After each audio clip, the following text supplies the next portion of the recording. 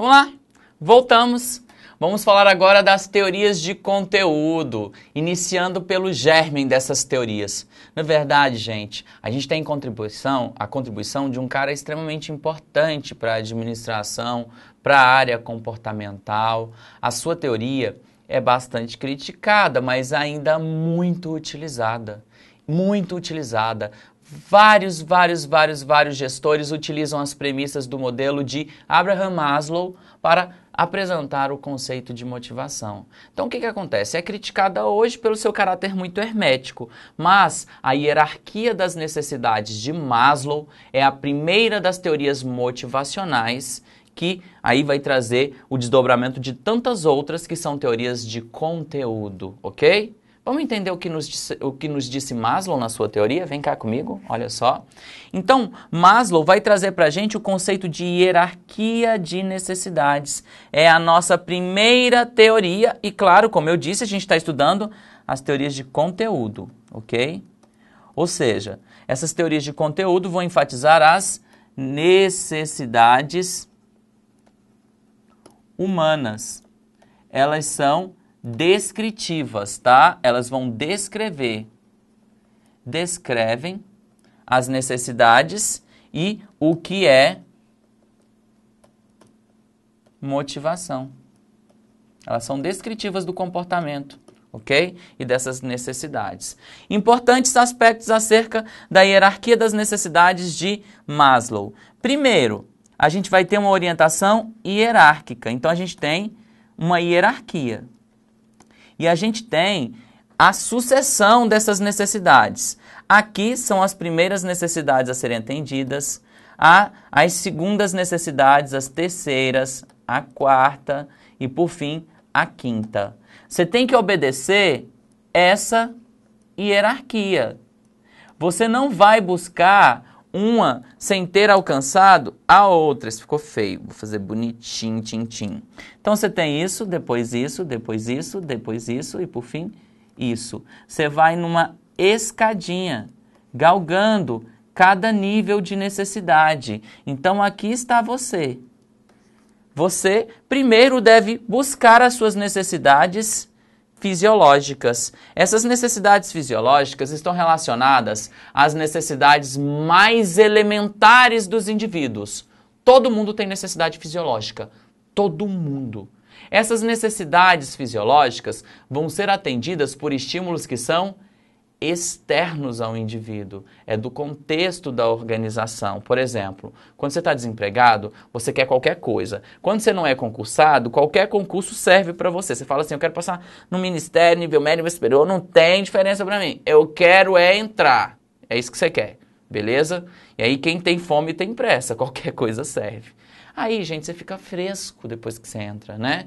Aí você entrou, você tem um emprego, sei lá, tá num contrato temporário aí da vida, você quer ser efetivado porque você quer segurança, você quer ter estabilidade, você quer ter conforto físico, você quer descanso semanal remunerado, você quer ter a certeza de que não vai ser mandado embora, você quer ter a certeza de que todo dia você vai comer, né?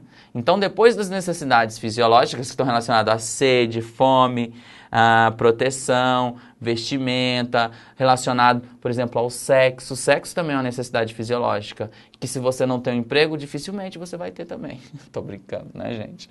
Enfim. Então, você galgou o primeiro degrau, depois vem as necessidades de segurança. Quando você passa no concurso público, você já consegue essas duas, é ou não é? Fisiológicas, vai passar a comer, de segurança vai ter estabilidade e vai ter condições ergonômicas de trabalho, não vai adoecer por conta do trabalho, coisas do tipo, né? Em regra.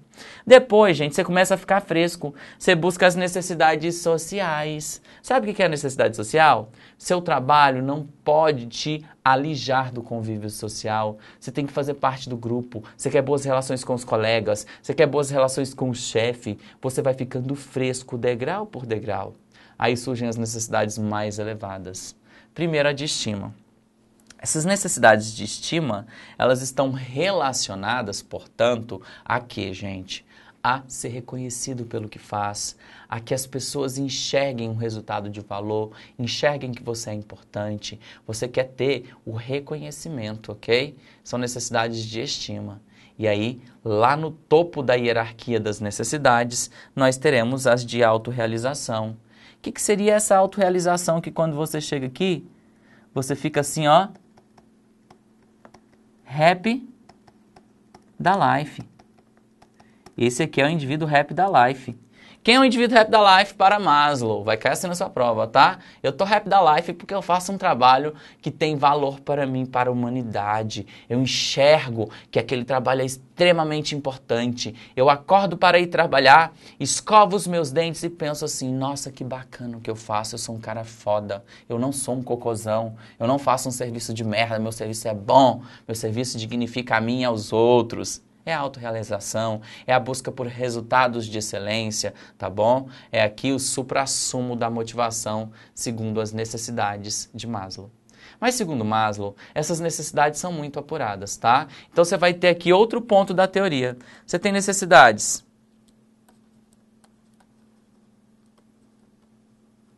que são atendidas externamente e necessidades que são atendidas internamente.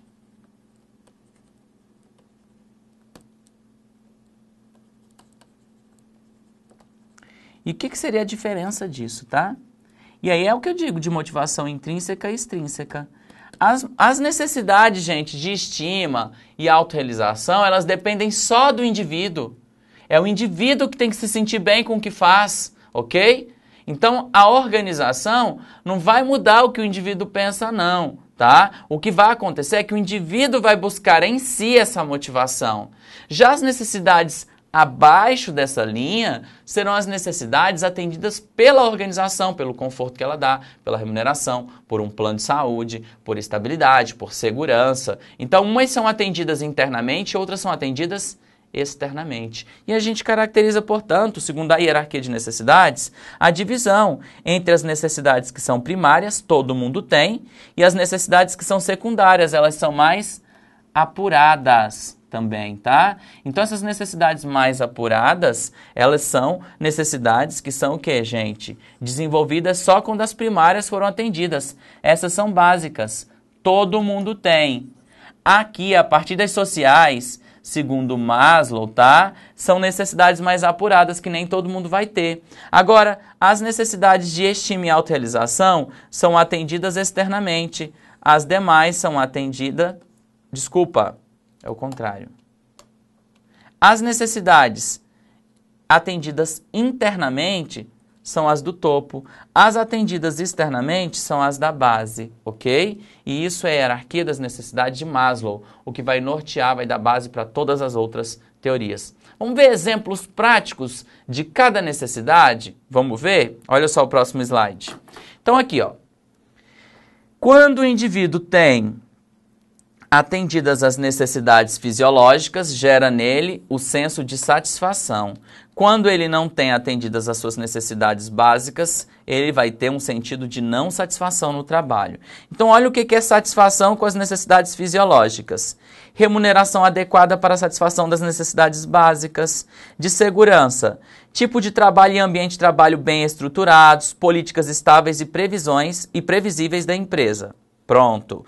Agora a gente vem para as necessidades sociais, que também são chamadas de necessidades de amor. Que bonitinho. O que você está virando? Um fresco organizacional.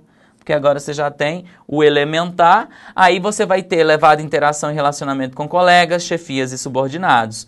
Um pouquinho mais fresco você vai ficar. Então aqui, ó, o negócio vai ficando mais bonitinho, florido. Você quer necessidades de estima, interação facilitada pelo arranjo físico, prestígio na profissão e, por fim, você busca a sua autorrealização, porque você quer ser um superstar da organização. Aqui você tem sucesso na profissão e prazer no trabalho.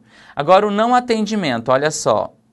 As fisiológicas vão te trazer confinamento no local de trabalho e uma remuneração não condizente para o atendimento das suas necessidades. Aqui você vai ter políticas das empresas imprevisíveis, tipo de trabalho e ambiente de trabalho mal estruturado, que pode inclusive trazer a você risco de doenças ocupacionais, ok?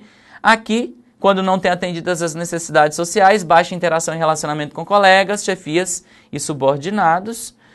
Aqui você tem baixo status nas de estima ou ego, baixo salário e sensação de inequidade, tá? Então, aqui a gente vai ter ainda a frustração inerente lá no topo, né, de insucesso na profissão e desprazer no trabalho. Gente, não tem nada pior do que fazer um trabalho no qual você não acredita. É desmotivador. Eu sou servidor desde 2004, tá? Meu primeiro órgão foi a Polícia Federal. Tomei posse muito novinho, achei que ia dominar o mundo. Cheguei lá e vi que o mundo é feio, cruel, as pessoas são horríveis. E aí eu tive um descontentamento com o meu ambiente de trabalho, tá? E daí eu me movi, porque tinha um estado de perturbação, e busquei o TJ. Foi depois o próximo concurso que eu assumi em 2008, o TJDFT, né, Tribunal de Justiça do Distrito Federal e Territórios, porque eu sou daqui de Brasília, né? E aí o que acontece? Lá eu tinha um trabalho ok, eu tinha segurança, eu tinha fisiológica, eu tinha segurança, eu tinha boas relações com os colegas até determinado momento, eis que apareceu uma pessoa demoníaca na minha vida, né? E aí eu mudei de setor por conta dessa pessoa demoníaca. E aí essa pessoa demoníaca ficou no meu lugar e eu fui para uma área que eu não gostava. E comecei a fazer o 913, que era só inserir dados no sistema, fazer juntada de processo mongol. Aí saía de lá e ia dar aula, já dava aula nessa época, e aí eu me sentia assim extremamente motivado na aula, mas no contexto do TJ não. Até que um belo dia eu deixei de fazer 913, peguei licença sem remuneração e fui em busca, não é, de um aprimoramento profissional. Só comecei a dar aula. Não estudava, só estudava para dar aula. E comecei a ficar foda em administração, assim, melhor do que eu já era. Fiquei foda mesmo, tá? A base de tudo foi isso daí. E aí, né, fiquei muito bom em administração. Um belo dia saiu o concurso de analista de gestão pública do MPU. Boa parte da matéria era o que eu dava aula, me inscrevi para ver de qual é. E aí passei em 5º lugar nacional. E aí, no MPU, eu já tinha atendido as fisiológicas, as de segurança, as sociais, e lá eu fui bem recebido. Todo mundo, quando eu entrei no MPU, o pessoal falou assim, o professor Renato Lacerda tá vindo para cá, né? E eu já fui super bem recebido. As pessoas até fizeram um certo frisson, ai, quero que trabalhar com ele, vamos puxar ele para cá, e blá, blá, blá, blá. Sei que eu fui pro MPT. Chegou lá, boas relações com as pessoas, comecei a ser estimado pelas pessoas, eu vi que as pessoas reconheciam em mim um bom profissional, ou um potencial profissional para atender ao que eles precisavam. Comecei a trabalhar com minha área de formação em administração e gestão de pessoas, e lá eu desenvolvo projetos interessantíssimos, trabalho com equipes, coordeno equipes, gerencio projetos, implantei o sistema de gestão por competências lá enquanto gerente de projeto, e aí, gente, minha autorrealização chegou no serviço público somente a partir do concurso de 2013, que foi do MPU, em que eu comecei a me sentir assim, motivado, extremamente motivado por minha instituição. Olha só, né? Então, a gente tem que buscar aí, uma hora atende, tá? Vai com fé que um dia dá. De 2004 a 2013, eu só bati cabeça. No serviço público, eu não tive chance de mostrar as minhas potencialidades. Ao ingressar no MPU, isso aconteceu. Se esse é o concurso da vez, é o que você está querendo, o MPU é uma ótima instituição se você tiver dedicação, se você quiser apresentar bons resultados. E como a gente está trabalhando lá com gestão por competências, que é uma matéria que a gente provavelmente vai ver junto, tá? Vocês vão ver que lá eles realmente querem aproveitar o potencial humano. Dentro, é claro, das necessidades da organização, porque tem que ter essa adequação entre o indivíduo e a organização, para obter a sinergia ou o equilíbrio, ok? Avançando. Vamos ver uma segunda teoria? Vamos ver a teoria de Herzberg. Então, vencemos a nossa primeira teoria motivacional, que é uma teoria de conteúdo. Vamos falar agora, aliás, Herzberg primeiro não, vamos falar da teoria X e Y de McGregor. Ah, professor, olha só, professor, eu já estudei isso aqui não como teoria de motivação, estudei isso como teoria de direção ou liderança. Tudo bem, cabe tanto lá quanto cá. Tá? Mas para você não estranhar, eu trouxe para você McGregor aqui na teoria de motivação, para durante a prova, caso caia enquanto motivação, você diga que está certo, tá? Não é o mais comum, mas pode cair e deve cair. Então vamos falar de McGregor. Bom, eu no início eu introduzi para vocês que houve uma teoria da administração científica dentro da abordagem clássica e houve uma teoria das relações humanas. Então, a gente tem duas abordagens distintas e são diametralmente opostas, elas são até antagônicas. A abordagem clássica foca só na organização formal. Seus principais representantes, Taylor na administração científica, Fayol na teoria clássica. Aqui, na teoria das relações humanas, a partir dos experimentos de Hawthorne, Elton Mayo reconhece a organização informal. Então aqui eles focam só no formal, aqui eles focam só no informal, são diametralmente opostos, aqui o enfoque é mais estrutural, aqui o enfoque é mais relacional, ok? Então, da contraposição dessas duas teorias, MacGregor fez sua teoria de direção. E aí ele vai falar de dois tipos de homens distintos nessas teorias. Aqui nós temos a teoria do homem econômico, que tem como única motivação estímulos externos. E esse estímulo nada mais, nada menos é do que o dinheiro. É o homem que é indolente, preguiçoso, não gosta de trabalhar, vadio, que só se motiva por dinheiro. Lá nas relações humanas, o conceito é de homem social. É o homem que quer se integrar em grupo, quer dividir o trabalho de forma mais espontânea, quer ter riqueza nas atribuições do que faz, e isso aí integra a teoria Y. MacGregor, então, traz duas teorias e dois enfoques de motivação, um à luz da teoria X, outro à luz da teoria Y. Quem que ele defende, na verdade? Ele salienta a importância da teoria Y, mas contrapõe a teoria Y e a teoria X. Vamos ver como é que são essas vertentes para Hansis Likert? Vamos lá. Desculpa, para MacGregor. Tô doido. Teoria X está norteada pela abordagem clássica de administração sob o aspecto do homem econômico. Teoria Y já está na teoria das relações humanas sob o aspecto do homem social. Aqui nós teremos uma visão negativa do homem. Sustenta, portanto, olha lá, que os funcionários não gostam de trabalhar, são preguiçosos e evitam responsabilidades, são vadios. Nunca vão produzir além, só se forem controlados, tá? Eles vão produzir só na média. Teoria das relações humanas, visão positiva do homem, sustenta que os funcionários gostam de trabalhar, são criativos, buscam responsabilidades e podem se autodirecionar. Aqui eles são responsáveis.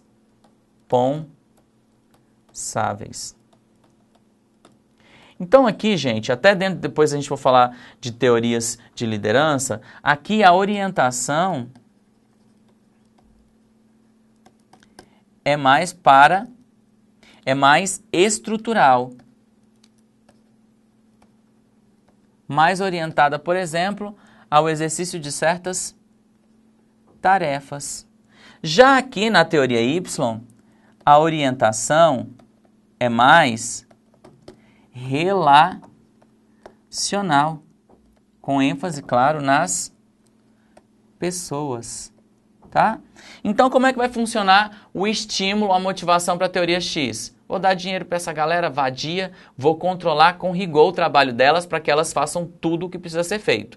Tipo o que a gente vê lá na administração científica, tá? Estudo dos tempos e movimentos, estudo da fadiga humana, estabelece aquilo que a gente chama de the best way, e alguém planeja e alguém faz. Quem faz não pensa, quem pensa não faz. Então, alguém estudou a tarefa, disse qual a melhor forma e aquela pessoa vai executar a rigor do que determina a hierarquia.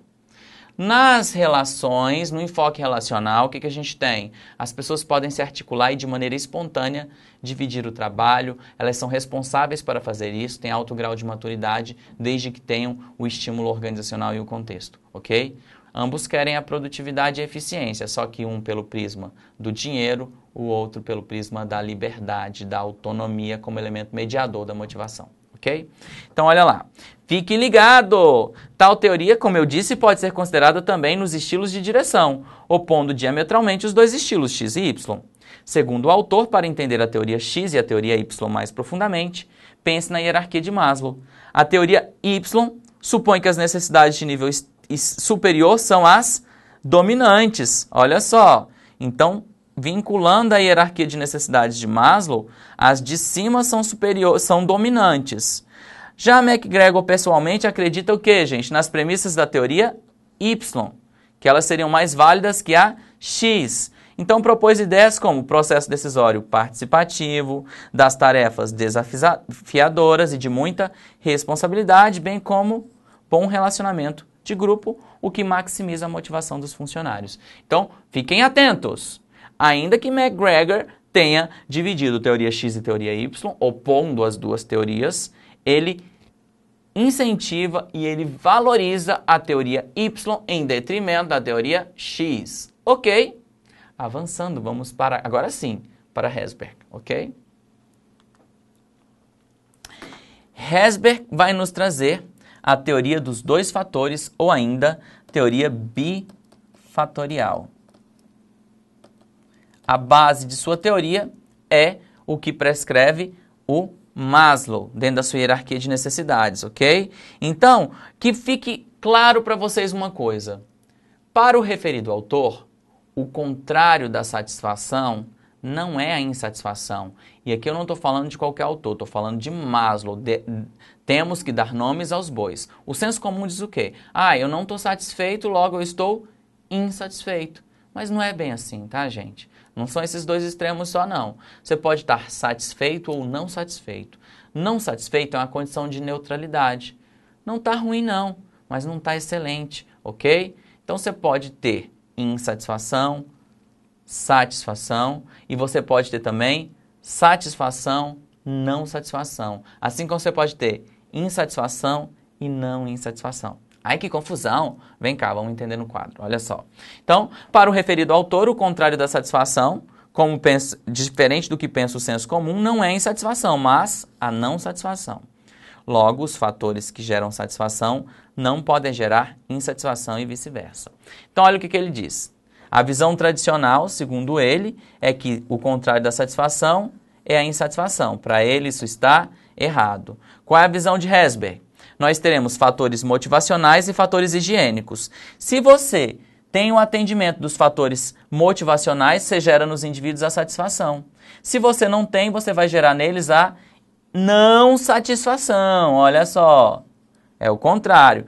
Quanto aos fatores higiênicos, que são meros paliativos, nós teremos, quando eles estão presentes, tá? A não insatisfação. Quando eles estão ausentes, aí você tá puto. Você tem a insatisfação. Logo, os fatores motivacionais são os únicos satisfacientes. São os únicos que geram motivação de verdade, tá? Porque eles satisfazem ou não satisfazem. Agora, os fatores higiênicos, eles são insatisfacientes. Eles nunca vão gerar satisfação. Quando muito, eles geram a não insatisfação, ok? Então, isso daqui é a base da teoria de Herzberg, que também vai ter como norte a hierarquia de necessidades de Maslow. Todas as teorias de conteúdo têm alguma relação com a hierarquia de necessidades de Maslow, ok? Então, vamos lá. Segundo ele, o Herzberg, nós teremos fatores que são motivacionais. Eles são intrínsecos, porque são satisfeitos dentro do próprio indivíduo. Eles são satisfacientes, porque eles podem gerar satisfação ou a não satisfação. E eles são de conteúdo do trabalho. Como assim, professor, de conteúdo do trabalho? Está relacionado àquilo que você faz. Se você tem uma tarefa desafiadora, complexa, que traz para você um senso de identidade, de pertencimento, se você tem liberdade, autonomia, você tem fatores satisfacientes e, portanto, motivacionais. Se você não tem isso, você está não satisfeito. Você não está puto, você está somente não satisfeito, ok? Agora, olha o que a gente pode relacionar segundo a literatura. O trabalho em si, que a pessoa desenvolve, realização e reconhecimento, progresso dentro da carreira, né? O progresso dentro das suas potencialidades e até a capacitação, bem como a atribuição de responsabilidades. Já os fatores higiênicos, eles são extrínsecos, porque eles são atendidos por necessidades externas, a organização que satisfaz. São insatisfacientes, ou seja, eles não estão aptos a gerar satisfação e nem motivação. E eles não são do conteúdo do trabalho, mas são de contexto da instituição, da organização ou da empresa. Quais são os exemplos? As condições de trabalho, o próprio sistema de gestão e administração da empresa, as relações com os superiores, com os colegas, o plano de salários e cargos, os benefícios, plano de saúde, tudo isso é o quê? Se você tem, você está não insatisfeito. Se você não tem, você está puto e insatisfeito. Então aqui, ó, é comparando a hierarquia de necessidades de Maslow com os fatores higiênicos e motivacionais de Herzberg. Então, olha o que a gente faz, comparando um com o outro. Os higiênicos são fisiológicos, de segurança e sociais. Já os motivacionais são o quê?